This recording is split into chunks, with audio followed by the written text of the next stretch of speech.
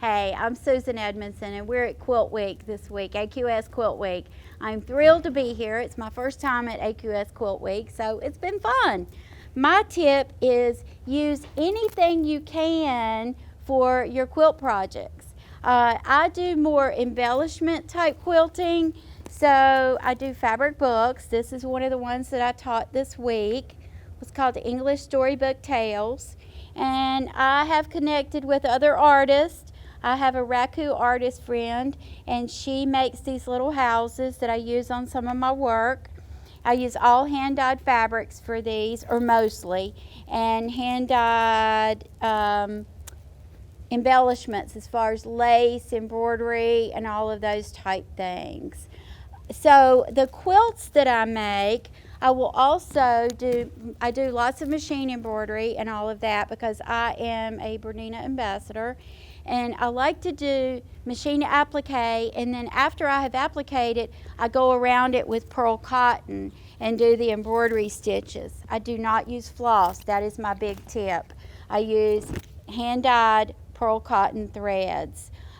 These threads are different sizes. Floss, you have 6 pieces. You're always having to go through and figure out, do you need 1, do you need 2, do you need 3, do you need 6? And there's always one that goes rogue and it hangs out somewhere you don't want it to.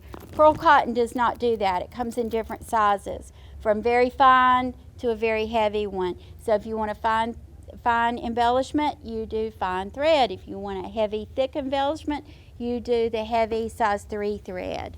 So some of the other things I have done, this is another one. This is combining hand embroidery on this crazy quilt necklace. It's hand embroidery, hand beading, and then this is a free motion machine embroidered flower.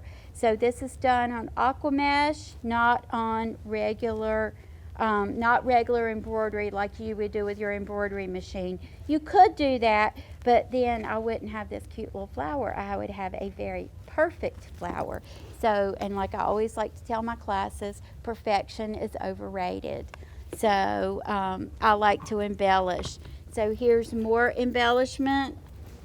These are embellished with pearl cotton embroidery stitches here, and then I have free motion quilted around it. So I combined all my techniques. So that is probably my biggest tip. Don't worry about it. It has to be one technique through the whole project. You can combine all of your techniques, and then you have a very artful project that you have finished.